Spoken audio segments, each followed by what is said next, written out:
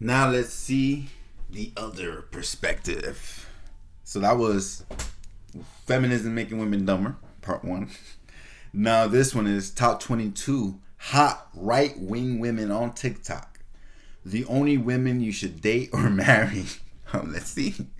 Let's see what's in the categories.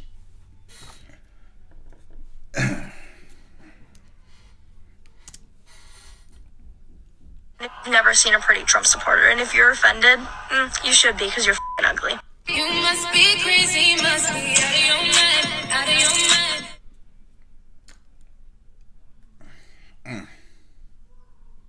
mind. Whoever got hers, blessed. That's not a good look for you, sweetie.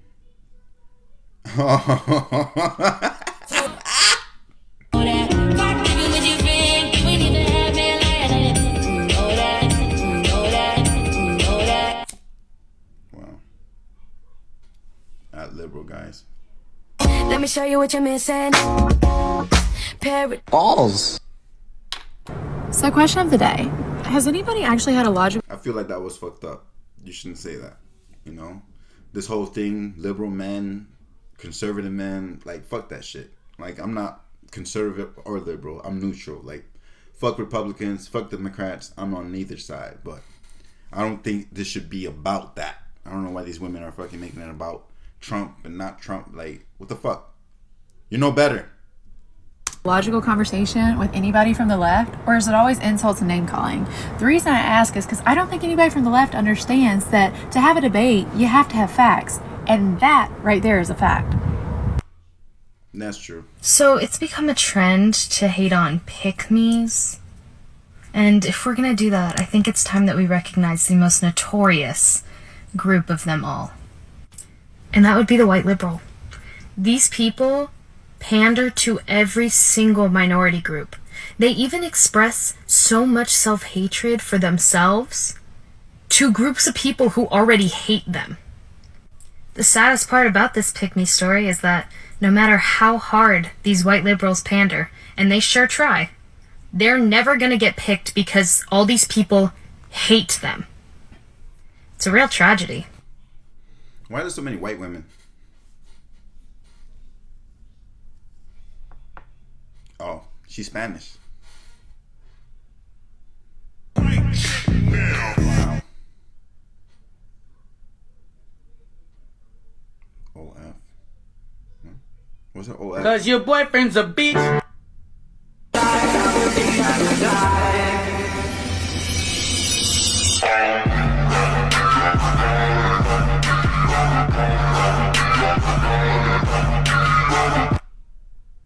Personally, I just find it to be so ridiculous when girls try to say that men should have no opinion whatsoever when it comes to the legislation for abortion. Yes, men cannot biologically get pregnant, but believe it or not, a lot of dudes happen to have empathy for unborn babies too. And do you really mean to tell me that because of someone's biological sex, they should not have the right to vote?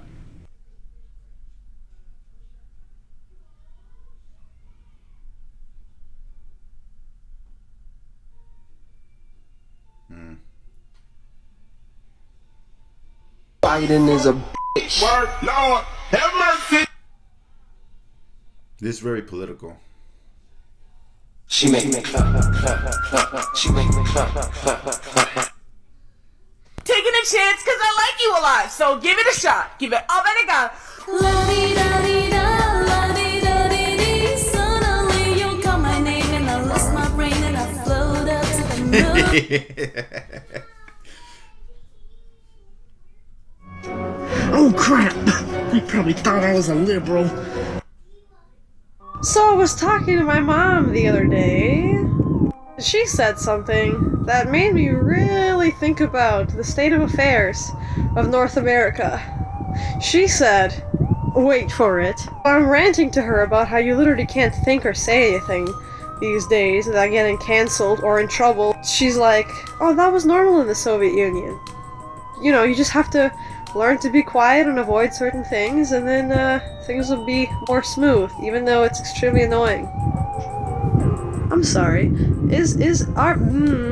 Are people paying attention to the fact that someone who used to live in the Soviet Union is comparing this society to the Soviet Union?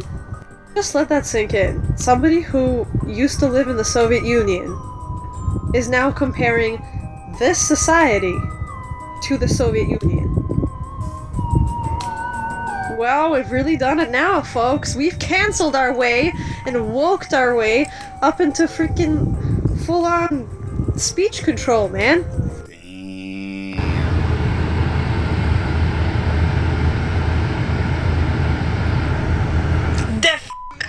So I don't have a lot of time to go ahead and make a long explicit video on this topic, because unlike like some of you motherfuckers who are just sitting at home waiting for the government handouts, some of us has to get back to work. But I want to show you real quick what Castro did to my country and what your beloved universal healthcare looks like. These are current images of what socialism and universal healthcare truly looks like. Take a very close look. Look at how the elderly is being treated. The hospitals are saturated and there's barely no rooms because the rooms are in poor conditions that they cannot even put patients inside the facility. What do we have here? Well, they're transporting an elder woman in a wheelbarrow to the hospital because there's no ambulance or available transportation. And this lady is being brought to the hospital in a wheelbarrow. These are buses that have been turned into medical mobile office to be able to take in patients that need oxygen treatment. I have a lot more information to share about what the true face of socialism, dictatorship, universal healthcare looks like. These liberals and Democrats do not have an understanding what they're getting themselves into. Being that I lived through all of that for 19 years. So I know what I'm talking about because I lived through it. I'm not just second-hand Cuban that was born in America and don't know what she's talking about. No, I lived through it. I lived through poverty. I lived through communism. My neighbors are liberal Democrats, and I was talking to their 6-year-old yesterday. She told me she wants to be president of the United States. So I said, well, if you were president of the United States, what would the first thing you would do be? She thinks for a moment. She's 6, and she says, well, I would give the homeless people food and homes. And I said, that's an amazing goal, but you don't have to wait until you're president to do that. I said, tell you what, come over to my house. You can pull weeds, mow the grass, and rake my yard. I'll give you $50. And then I'll take you to where the homeless people are, and you can give them that $50, and they can put it towards a new home and food. She thinks for a moment, because she's 6. And she says, well, why wouldn't the homeless person just come over and do the work himself, and you can pay him? And I just looked at her and I said, welcome to the Republican Party. Her parents just glared at me and they're still not speaking to me. Wow. Wow. She got a point.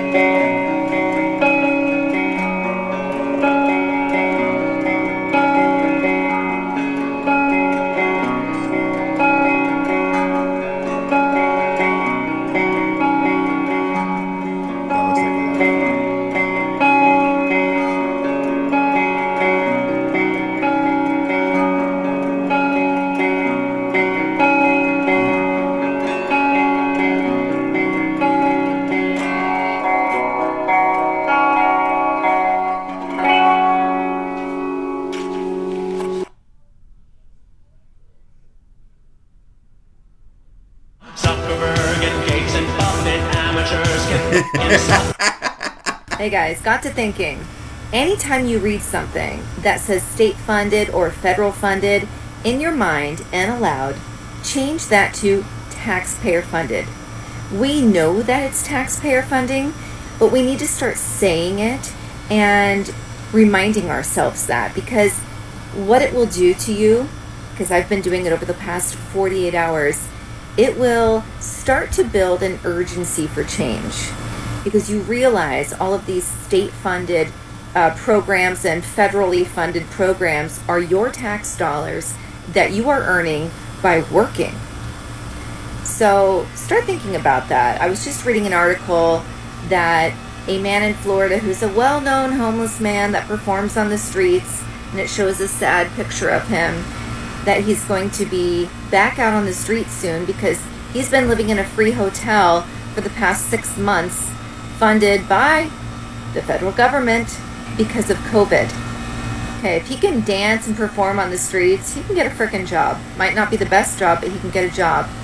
So just start reminding yourselves that, and reminding your friends and family that too. Remove state, remove federal, and put in taxpayer dollars. There isn't just a Wicked Witch in The Wizard of Oz. There's a Wicked Witch of the United States. I'll show you.